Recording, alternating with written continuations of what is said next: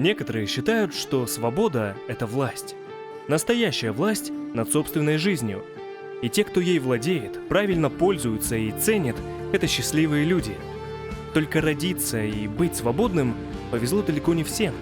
Кому-то приходилось за это сражаться, за право, данное нам с рождения.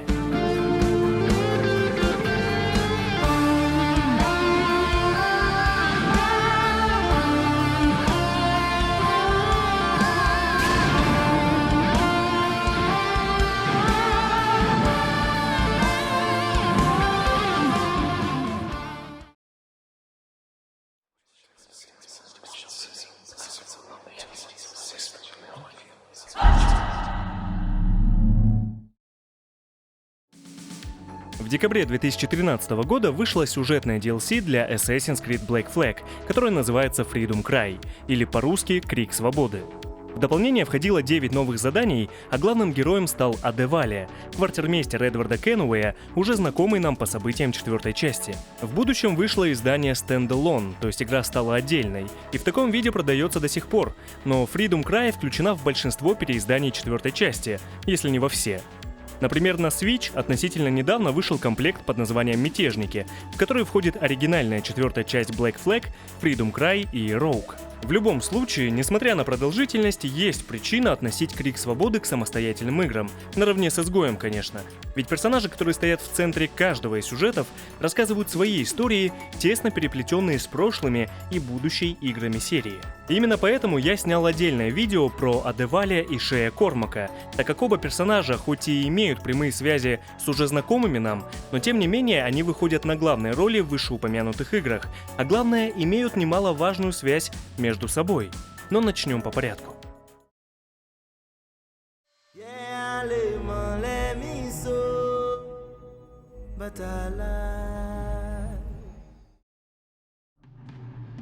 Адевале родился в конце 17 века в семье рабов на острове Тринидад, и еще ребенком был продан богатому человеку, чтобы работать на плантации.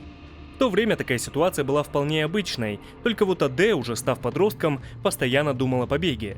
Уверен, не стоит объяснять, что к рабам относились далеко не по-человечески, и это неудивительно, что многие из них пытались или хотя бы думали о том, как сбежать. К счастью, Адевале подвернулась такая возможность. В 1708 году, когда он был еще совсем подростком, примерно 15-16 лет, на плантацию, где он был рабом, напали буконьеры. Они крали тростник, сахар и, конечно, все ценное, что попадалось на глаза. Аде посчитал, что это его шанс, и закинул на один из баркасов ящик сахара. Буконьеры не сразу поняли, почему ребенок им помогает и как он вообще оказался на борту, но были рады его помощи и взяли Адевале с собой. Так он сбежал из рабства и примерно 7 лет бороздил моря вместе с буконьерами, взрослея и осваивая морское дело. В 1715 году их корабль сел на мель недалеко от Гаваны, и сначала команда пыталась освободить судно, но увидев неподалеку испанский галеон, они прыгнули за борт, а в воде угодили в пасти акулам. Но Аде решил остаться и смириться с будущим, которое его ждало, о котором он еще даже не догадывался. Его, конечно, арестовали, но быстро приняли решение отправить в Испанию, посчитав, что он сможет стать отличным переводчиком, благодаря его знаниям испанского, французского и английского языков. При этом он, конечно, стал бы снова рабом. Его заковали в цепи и посадили на галеон, но судьба оказалась благосклонна, ведь рядом с ним находился арестованный пират Эдвард Кенуэй, вместе с которым они смогли освободиться сами и освободить заключенных, а главное угнать один из кораблей Эльдорадо, которому вскоре Эдвард даст новое имя. Я уже решил, Аде. Пусть будет Галкой. В честь ловкой птицы из моего детства в Суонси. Ловкая птица, а? Скажи, тебя задело, что я взял Брик себе? Я привык к такому обращению со стороны тех, у кого светлые лица. Верно. Тебя бы мало кто признал как капитана. Так какая должность загладит мою неловкость? Буду квартирмейстером. Не меньше. За время совместной деятельности Адевале и Эдвард стали близкими друзьями. Они отправились в Нассау. Там Кенуэй познакомил Аде со своими друзьями и знакомыми, а также теми, кто вскоре предаст Эдварда. Они улучшили галку и собрали полноценную команду, что позволяло продуктивнее нападать на другие судна. Пираты разбогатели и, кажется, пришли к той жизни, о которой оба мечтали. Только вот взгляды Адевали не совпадали с ценностями Эдварда. В отличие от своего друга, Адевали был тем, кто ценит идеалы, а не только богатство. Он уважал пиратский кодекс и людей, что его окружали. Ему стало не нравиться тщеславие и эгоизм Эдварда. В 1720 году Кенуэй отправился на встречу с Бартоломью Робертсом. Подробнее об этом в третьей части истории Assassin's Creed. Эдвард искал обсерваторию, благодаря которой можно было следить за любым человеком на Земле, имея его кровь. Адевали не доверял Робертсу и пытался отговорить Эдварда, но безуспешно. И, к сожалению, Аде был прав. Команда Робертса напала на галку, и Адевали был вынужден ее увести, оставив капитана на суше, но посчитав, что это правильное решение. Адевали направился в Тулум, где несколько лет назад вместе с Эдвардом узнал про местное братство ассасинов. Пообщавшись с их наставником и поняв, что идеалы братства подходят ему, Адевали решил к ним присоединиться. Так он стал ассасином. В течение нескольких месяцев, обучаясь у лидера братства Атабая, Адевали не переставал искать Эдварда, и он узнал, что его друг заключен в тюрьму Порт-Роял. Кенуэя вместе с Энбони спас Атабай, а после Адевали лично прибыл к другу, чтобы отдать ему галку. Аде застал Кенуэя в пьяной отключке, но привел в чувство и сказал ему, чтобы Эдвард выбрал другой путь. Перестал думать только о себе и пришел к ассасинам. Также Адевали сказал, что покидает пост квартирмейстера и оставил своего друга. А Эдвард, как мы знаем, послушался Аде и действительно вступил в братство ассасинов. Все из-за тебя, Аде. Оставил меня с Робертсом. Мне бы сейчас на тебя разозлиться. Но я чертовски рад. И я, друг. Кстати, знай, галка цела и невредима. Отправимся за... Уходишь? Ухожу. Мое призвание в другом. Аде, слушай. Почувствуй, что готов. Иди к ассасинам. Тогда ты поймешь их. Уже в убежище братства Адевали объяснил свой поступок отвращением к человеку, одержимому богатством и славой, каким был Эдвард. Но Аде был рад, что друг его послушался. Вместе с Эдвардом и Атабаем они защитили убежище ассасинов от атаки тамплиеров, а после нашли обсерваторию. Спустя время Адевали снова встретился с Эдвардом и рассказал, что один из тамплиеров выжил и с позором отправился в Англию. Эдвард вместе с недавно обретенной дочерью последовал туда же. И напоследок Адевали сказал, что Кенуэй всегда может к нему обращаться за помощью. В четвертой части, конечно, Адевали второстепенный персонаж, которому уделяется не так много внимания. Но стоит отметить, что даже там он сыграл свою роль, ведь именно после разговора с ним Эдвард отправился к ассасинам. Хотя мог бы сделать это и раньше, по идее. Но все-таки главную роль Аде сыграл в изначальной DLC Freedom Cry, события которой развиваются спустя 13 лет после четвертой части. К тому времени, конечно, Адевали уже не был новичком в братстве, а стал полноценным ассасином, а также капитаном собственного корабля. Братство поручило ему устранить одного адмирала и по совместительству тамплиера, корабль которого был недалеко от Сан-Доминго, и важной частью задания была некая посылка, которую нужно было забрать. Адевали справился с заданием, но вскоре его корабль окружил вражеский флот, и он с командой были вынуждены пойти на шторм. Пусть им удалось оторваться, но их корабль пошел ко дну, а самого Аде выбросило за борт. Он пришел в себя на берегу неподалеку от города Порто-Пренс, куда и направлялись тамплиеры, и, к счастью, рядом с Адевали на берег выбросило ту самую посылку и мачете, основное оружие этого ассасина. Первое, на что Адевали обратил внимание в городе, была не его архитектура и лавки, а работорговля. Люди, такие же как он, но в клетках и цепях, словно животные. Конечно, он не мог смотреть спокойно на то, как одной из рабынь угрожают смертью, поэтому вмешался и спас девушку. У нее же он решил уточнить про женщину, чье имя было указано на посылке – Бастиену Жозеф. Ее Адевали нашел в борделе, но посылку не отдал. К его удивлению, она была темнокожей мадам борделя, но тамплиеры и белые взаимодействовали с ней почти на равных. Бастиена объяснила Аде, что через тамплиеров она помогает рабам, освобождает их или снабжает необходимым, а в доказательство попросила найти лидера маронов Агюстена Дьофора. Мароны, если коротко, это беглые темнокожие рабы. Адевали добрался до Агюстена, убив всех надзирателей на плантации, где последний был пленником, а после Аде согласился на предложение задержаться и помочь Маронам в освобождении рабов. Вместе с Агюстеном Адевали захватил корабль работорговцев Эксперто Креде и стал его капитаном, а напарник был квартирмейстером, как сам Аде много лет назад. На Эксперто Креде они вышли в Карибское море и нападали на корабли работорговцев, освобождали рабов и вербовали Маронов. Адевали даже нашел на дне обломки галки, которую после отъезда Эдварда потопили вместе с новым капитаном. Также Бастиена навела Адевали на губернатора города, и Аде узнал, что он вместе с одним ученым планирует экспедицию, целью которой станет нанесение окружности и экватора Земли на карту, что фактически стало бы точными географическими знаниями, с которыми французы превосходили бы другие страны. Естественно, такая навигация заинтересовала Адевали, и он посчитал, что эта карта сильно помогла бы братству ассасинов. Да и ему самому было интересно. Сначала Бастиену взбесил такой ход мысли Аде. Она-то хотела только помочь Маронам и рабам. Но позже они все-таки помирились и вместе разработали план, чтобы внедрить своих людей в экспедицию. Правда, Адевали пришлось защищать корабль экспедиции от пиратов. Ассасин вернулся к Бастиене спустя 2 года экспедиции и узнал, что французы напуганы растущим количеством сопротивления Маронов. Чем больше рабов они освобождали, тем большую угрозу представляли, а поэтому власти ввели более жестокие и частые наказания. Но Адевали считал, что это необходимая цена за свободу тех людей, которых они уже освободили и продолжают. Ну а между делом Бастиена проговорилась, что губернатор города из-за паники перед восстанием рабов приказал потопить 3 невольничьих судна неподалеку, которые, кстати, ему же и принадлежали. Аде, Агюстен узнал о новом невольничьем судне. Прошу вас, одумайтесь. Особый приказ вашего друга-губернатора? Нет, все так, как я боялась. Вы освободили многих рабов, и теперь французы в панике. И пускай! Они заслужили! Не все так просто. Повсюду патрули. Наказывают теперь суровее и чаще. Одних вы спасли, но что с теми, кто еще в плену? Увы, без жертв не обойтись. Чем скорее свершится мятеж Агюстена, тем скорее рабы обретут свободу и заживут в мире.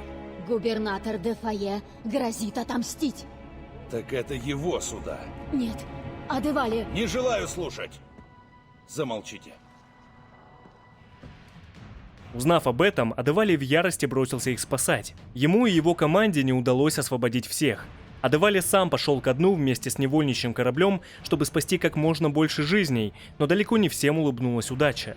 Аде, конечно, выжил и обрел новую цель – губернатора города Порто-Пренс. Ассасин проник в его особняк и увидел, что губернатор де Фае истязал и пытал рабов, чтобы узнать про убежище Маронов, а также человека, который им сильно помогает, то есть Адевали. Но губернатору не пришлось искать его, Аде сам к нему пришел по трупам солдат губернатора. На помощь!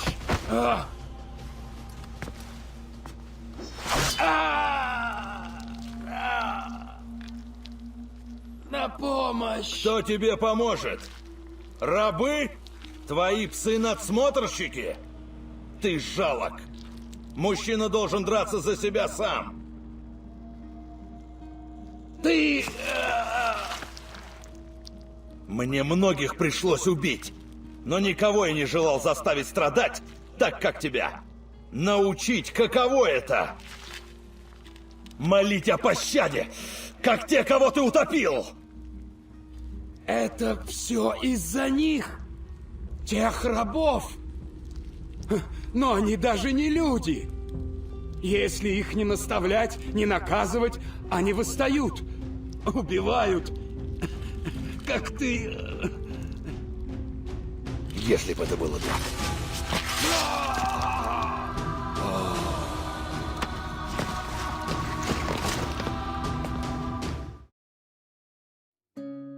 В дальнейшем Адевали вернулся в братство, но не перестал помогать Маронам. Ну и само собой, он провел ночь с Бастиеной, и в будущем она родила ему сына. История Адевали не заканчивается в этой игре, ведь чуть позже мы еще не раз к нему вернемся, но пока он должен отойти на второй план. Если быть честным, я не могу сказать, что сюжет Freedom Cry очень интересный и захватывающий, но он отлично дополняет основную историю, а также служит неким мостиком между событиями 4-й части и Assassin's Creed Rogue, о которой мы сейчас и поговорим. Сам Адевали один из моих любимых персонажей в серии, за счет его прозрачности, что ли. То есть у него вполне ясные цели и прямые пути к ним. Он далеко не самый харизматичный, местами даже безэмоциональный, и меня бесит, как его озвучили в российском дубляже, но при этом он довольно вспыльчивый и жестокий, особенно на фоне прошлых персонажей Assassin's Creed. Например, сцена убийства губернатора довольно жесткая по меркам игр серии. Но тем не менее, несмотря на то, что мне нравится Адевали, сам сюжет Freedom Cry немного блеклый и более уместен все же для DLC. Может, это мои проблемы, но от игры с подзаголовком «Крик свободы» я ждал крик, эмоции, чуть больше драматизма, но получил историю о нравственности и политике. К счастью, следующая игра оказалась куда более богатой на эмоции.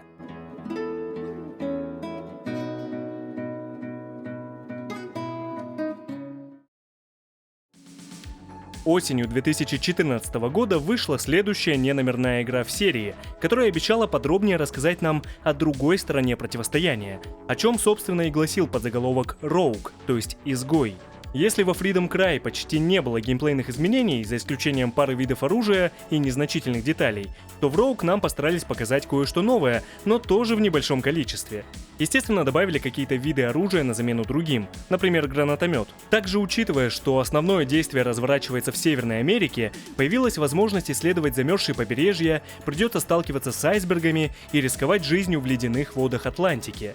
То есть корабль и сам герой получали урон, находясь в холодной воде. Взяв во внимание, что теперь мы в полной мере оказались по ту сторону противостояния, то есть играем за тамплиера, нашими врагами будут ассасины, которые, как и мы сами в других играх, будут нападать на нас с крыш домов и разных укрытий.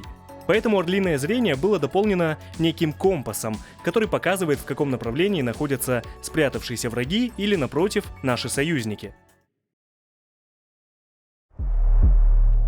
Некогда я был ассасином. Теперь я преследую их. Я должен уничтожить тех, кого звал братьями.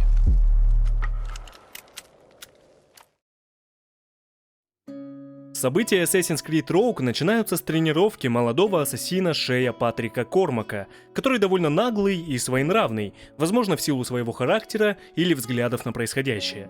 Буквально в самом начале он развяжет драку со своим старшим товарищем. Какого черта? Где вас двоих носило? Мы охотились. Что случилось? На моих людей напали английские псы. О, капитан Жозеф. Помнится мне, вы грозились перебить их одной левой. Капитан Луи Жозеф Готье, шевалье де ла Верендри. Решил, что тренировки сделают из тебя настоящего ассасина? Осознаешь, что это значит? На тебя возложено бремя великих древних традиций. Наставника должно слушаться беспрекословно, иначе нам не освободить человечество. Красивые слова, шевалье. Но я не чувствую себя свободным. Зато станешь мудрее. Сам Шей рос только с отцом, а мать умерла при родах. Именно отец научил сына фехтованию и морскому ремеслу. Однажды Кормак даже смог убить капитана пиратов, будучи еще совсем юным. И вроде бы все складывалось хорошо, но когда Шею было всего 16 лет, он лишился и отца. Его смыло с палубы во время сильного шторма. К счастью, у Шея был друг Лайам, который вытащил парня с улиц Нью-Йорка и прекратил его драки в тавернах за деньги. Лайам представил Шея Ахиллесу Девинпорту, лидеру американского братства ассасинов, которого мы знаем по событиям третьей части. Только там он был уже немощным стариком, а здесь он гораздо моложе и пока полноценный лидер братства. Пока. Ассасины, можно сказать, приютили Шея, так как у него особо не было выбора, куда податься. И хотя он следовал их кредо, тем не менее всегда ставил его под сомнение. Интересно, да? Кредо ассасинов в том числе требует ставить все под сомнение, но когда оно само попадает под него, ассасины не могут этого допустить, и Шей далеко не первый пример. О его взглядах на действия братства узнал Ахиллес и с тех пор стал лично контролировать Шея. Тем не менее, пока Кормак оставался ассасином, и вместе со своим другом Лаемом по приказу того самого старшего товарища помогал освободить контрабандистов от Королевского флота, ведь контрабандисты везли ценный груз для ассасинов. Во время битвы они захватили корабль, который Шею позволили взять себе, учитывая его навыки и страсть к морю. Он назвал корабль «Морриган». Позже в поместье Ахиллеса, также уже знакомое нам, прибыл старый друг наставника, лидер братства ассасинов в Вест-Индии, человек, которого очень уважал Лайам за его достижения в освобождении рабов и ценил сам Ахиллес как друга. Это был старик Адевалия. Тогда Шей увидел его впервые. Аде рассказал Ахиллесу о землетрясении, которое уничтожило город Порто-Пренс. Ранее он сам туда отправился, чтобы помочь выжившим, и там же встретил своего сына Бабатунде, которого пригласил в братство ассасинов. Собственно, по наводке сына Аде и прибыл в американское братство. На эти земли сбежал мастер-тамплиер Лоуренс Вашингтон, сводный брат знакомого нам по третьей части Джорджа Вашингтона, первого президента Америки. Лоуренс украл у ассасинов 2 артефакта первой цивилизации – шкатулку предтеч и манускрипт. Вернуть артефакты поручили Кормаку. Он проник в усадьбу тамплиера и увидел встречу с другими членами Ордена – Смитом, Уордропом и Уиксом. Конечно, Шей убил Вашингтона по приказу братства, но это убийство стало первым явным противоречием. Кормак считал, что Лоуренса было не обязательно убивать, он бы и так вот-вот умер от туберкулеза. Затем Шей убил Смита и забрал у него шкатулку предтеч. Следующей целью стал Уордроп, у которого хранился манускрипт. Перед смертью он пытался объяснить Шею, что его действия ставят весь мир под угрозу, но молодой ассасин еще не понимал, о чем речь. С помощью Бенджамина Франклина ассасинам удалось открыть шкатулку и увидеть карту, на которой был отмечен один из храмов первой цивилизации, находящийся в Лиссабоне. Ахиллес отправил туда Кормака, посчитав, что там хранится частица Эдема, а когда Шей добрался до нее и взял в руки, она растворилась. Из-за того, что Шей нарушил привычное положение частицы Эдема, началось землетрясение, которое уничтожило Лиссабон и забрало с собой сотни жизней. Как Господь допускает такое? Господь тут совершенно ни при чем.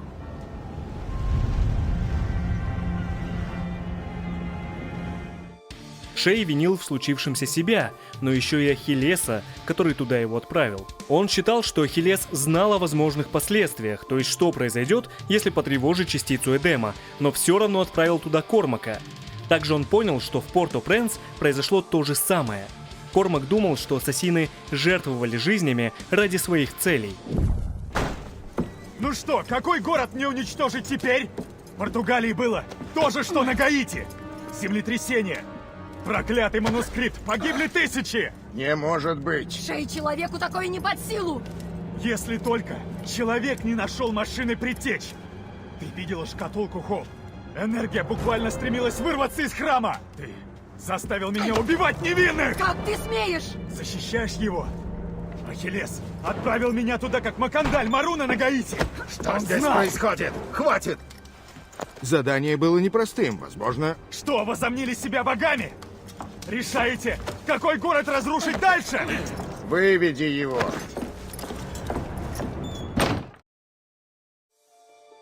Шей был уверен, что этим людям нельзя доверять такие знания, поэтому решил украсть манускрипт до того, как ассасины поймут, где находятся другие храмы, но Ахиллес пытался ему помешать. Они фактически не слушали и не понимали друг друга. Один решил, что ассасинам плевать на жизни людей, и они спокойно жертвуют ими. Другой же толком не пытался объясниться перед учеником.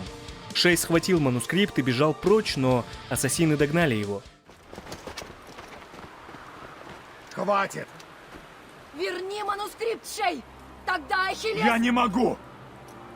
Иначе все повторится. Столько погибших.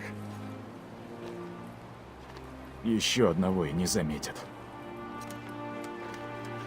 Шей!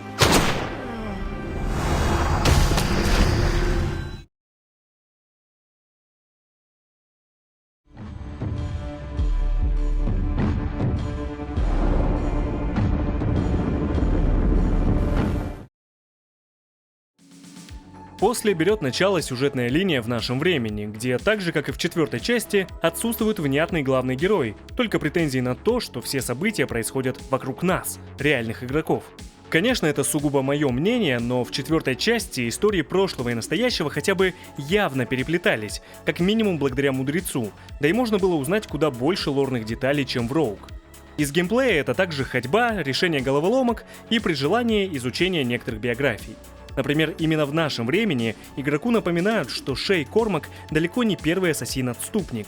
Идеалы братства придавали, например, Аль-Муалим и Батист. Не все предатели метили в тамплиеры, но тем не менее их было немало. Важно объяснить, что фактически игрок изучает события прошлого, чтобы получить доступ к более поздним воспоминаниям Шея, ведь периодически нам будут показывать поврежденные воспоминания о событиях, произошедших спустя 20 лет после начала основных, и по идее они, эти поздние воспоминания, ключевой объект для изучения Абстерго. Но, повторюсь, они восстанавливались постепенно, и было необходимо изучать ранние воспоминания. После выстрела в спину и падения с обрыва Шей, конечно, выжил, но некоторое время находился без сознания. Он не верит в удачу, но, как по воле судьбы, его подобрали и выходили добрые люди, семья Финниган. Только придя в себя, Шею пришлось помогать им отбиться от нападения неких бандитов. Финниганы вручили Шею одежду их сына, а также вернули оружие, и тогда он отправился в лагерь этих самых бандитов, которые оказались ассасинами. Более не принадлежавший братству, Шей разгромил их и там же встретил полковника Монро, друга семьи Финниган и члена местного ордена тамплиеров, хотя сначала он не говорил Шею о своей принадлежности к ордену. Спокойно, мастер Кормак. Мы друзья. Финниганы знали, что вы решите действовать в одиночку. Я полковник Джордж Монро. Полковник? Я решил помочь, но, как видно, опоздал. Спасибо, что разобрались с этим отребьем. Они бич Нью-Йорка. А вам-то что? Вы же просто арендодатели. А люди в городе изо всех сил пытаются выжить. Неудивительно, что вы так считаете. Некоторые из моих товарищей не слишком благородны. Но я не такой, как они. Неужели? Поверьте. Я хочу, чтобы колонии жили в покое и достатке. Громкие слова. Кормака и Монро объединяло желание избавить Нью-Йорк от так называемых преступников, но имелись в виду, конечно, ассасины, которые поймали друга полковника и вот-вот должны были повешать. Друга звали Кристофер Гист, и Шей спас его от смерти, а после они вместе захватили корабль, неожиданно оказавшийся в порту. Это был Морриган, корабль, который ранее ассасины позволили забрать Шею, когда он еще был членом братства. Таким образом, он вновь стал капитаном Морриган, а Гист его старпомом. Дальше Шей и тамплиеры узнали, что заговорщики скрываются во французском порте, а я напомню, что Франция и Англия в то время боролись за территорию Америки. Шла 7-летняя война, которая также мешала планам тамплиеров. Большинству из них, помимо противостояния ассасинам, приходилось противостоять французам. Собственно, поэтому Шей и Гист по пути разнесли один из вражеских аванпостов, чтобы получить ресурсы, необходимые для улучшения Морриган. Ну а после уже в форте Шей встретился с одним из своих бывших союзников, ассасином по прозвищу Охотник. Шей пытался уйти, не проливая кровь, но ассасин считал необходимым убить предателя, но это оказалось ему не по силам. И, конечно, очень удобно, что в Assassin's Creed почти все значимые противники исповедуются перед смертью. Вы всегда были мастером, Шей. Вы тоже. Скажите, что вы делали на материке? Особое оружие. Ядовитый газ, чтобы отравить власти колоний. Я всего лишь посыльный. Поэтому я посылаю вас к праотцам. Когда Шей вернулся к полковнику и поделился диалогом с Охотником, Монро рассказал, что знает о какой-то женщине, которая контролирует производство огромной партии яда, а знакомый нам и Шею Бенджамин Франклин создает оружие для этой женщины. Кормак уже понимал, что речь идет о Хоуп, ассасине, которая в прошлом обучала его. Главный герой все еще не верит в удачу и не устает об этом напоминать, но Франклин не знал о том, что Шей больше не ассасин, а поэтому посчитал, что его послала Хоуп и отдал ему то самое оружие, которое в будущем будет использовать сам главный герой – гранатомет. Ассасины с его помощью якобы собирались эффективно распылять яд в толпы людей. Тем не менее, по воле случая, Кормак опередил Хоуп и забрал гранатомет, с помощью которого уничтожил фабрики, где производился яд. Тамплиеры по достоинству оценили успехи Шея, они уверенно заявили, что он спас сотни жизней в Нью-Йорке, помешав ассасинам. Также к ним присоединились другие члены Ордена – Джек Уикс и знакомый нам по событиям третьей части Уильям Джонсон. В течение следующего года Шей помогал им в борьбе с ассасинами и окончательно завоевал доверие. В будущем полковник Монро в письме признался Шею, что это именно он спас его тогда, после падения с обрыва, и поручил семье Финниган вылечить, так как их сын при жизни тоже был тамплиером. Также он передал Шею задачу расшифровать манускрипт, а сам отправился командовать флотом. Но выяснилось, что Монро угрожала опасность, так как французы объединились с местным племенем индейцев и планировали напасть на форт, куда как раз плыл полковник. Шей догадывался, что в этом замешан один из его бывших союзников и наставников, ассасин Кесегавааси. К тому же Кормак, получается, был в долгу перед полковником. Сначала казалось, что тамплиеры благодаря Шею смогли отбиться от французов и индейцев, но так только казалось. Шей убил Кесегавааси, но в это время полковником занялся Лаем, старый друг Шея, который много лет назад привел его в братство. Кормак не успел спасти полковника. Он вынес умирающего Монро из горящего здания и узнал от него, что Лаем забрал манускрипт, и теперь ассасины займутся его расшифровкой, а в итоге может повториться то же, что случилось в Лиссабоне и на Гаити. Перед смертью полковник передал Шею свое кольцо тамплиера. После этого Кормака посвятили в орден, причем никто иной, как лично магистр тамплиеров Хейтам Кенуэй. Эти события происходят как раз после того, как он покинул беременную Гадзидзио, отыскал свою сестру и в какой-то степени отомстил за своего отца Эдварда Кенуэя. Клянешься ли ты отстаивать принципы ордена и бороться за его ценности? Клянусь. Никогда не выдавать наших тайн и не рассказывать о наших делах. Клянусь. С этого момента до самой смерти. Любой ценой. Клянусь. Тогда добро пожаловать в орден.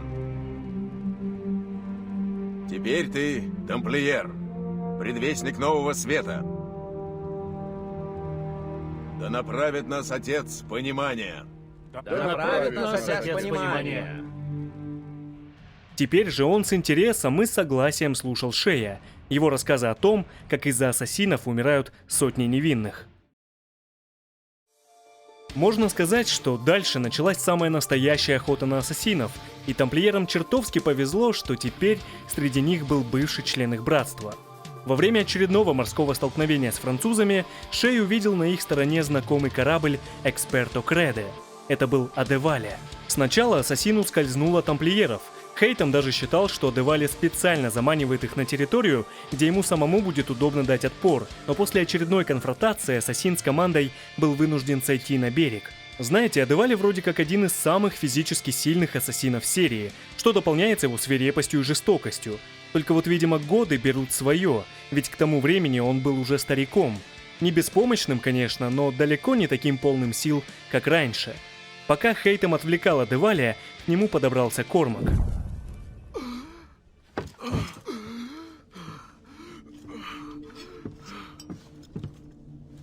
Прости, Адевале. И ты еще смеешь просить прощения? Твое место в аду, предатель. Я войду туда гордо, зная, что я был прав. Не имеет значения. Все, что нужно, уже у Ахиллеса.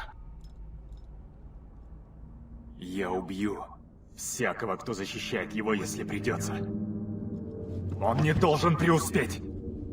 Ты превратился в чудовище, Шей.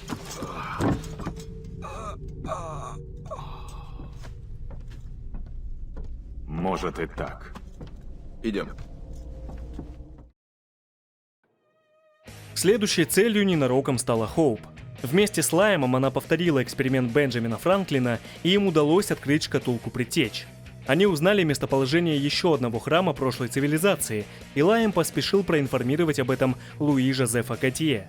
Именно с ним сцепился Шей в самом начале, когда еще был молодым ассасином. Хоуп заметила, что Кормак следит за ней, и не стала оттягивать встречу. Кстати, во время этого задания Хоуп отравит Кормака, примерно так же, как мы сами пользовались ядовитыми дротиками в прошлых играх. Но теперь сам игрок должен будет оказаться под действием яда, и это довольно интересно, ведь яд замедляет сердцебиение, а значит Кормак должен всегда шевелиться. Он добрался до Хоуп и получил от нее противоядие.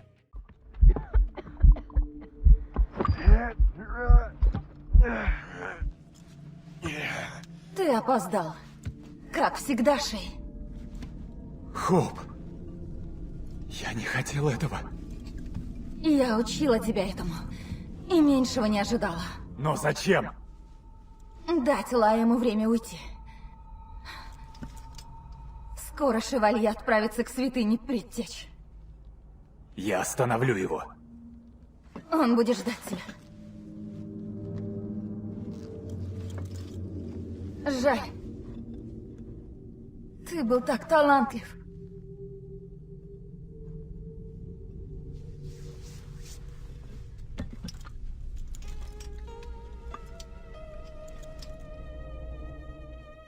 Затем Кормак и Гист отправились за Луи Жозефом Готье, и, добравшись до него, Шей узнал, что этот ассасин был только приманкой, чтобы отвлечь тамплиеров, пока Ахиллес и Лаем направляются в храм прошлой цивилизации, который находится в Арктике. Шей, конечно, отправился за ними, а по пути к нему присоединился Хейтем.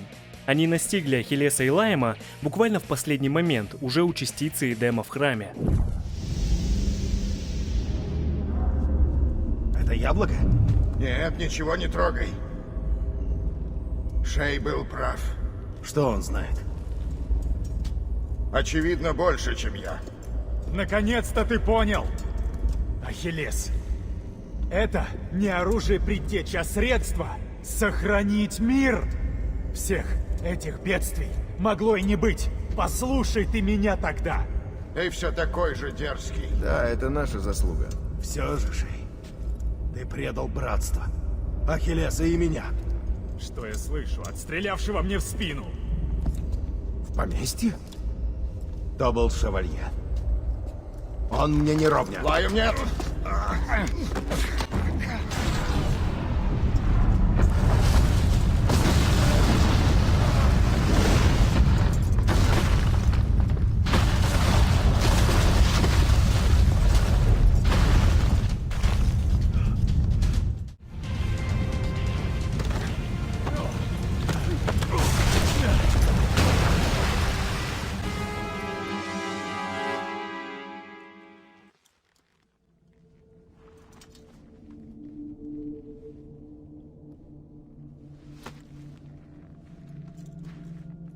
Везучий. Скотт. Сколько раз повторять, Лаем? Удача — это миф. Ты предал ассасинов. Затем всех, кого знал. Перешел в лагерь врага. Зачем? Чтобы спасти мир. Надеюсь, оно того стоило.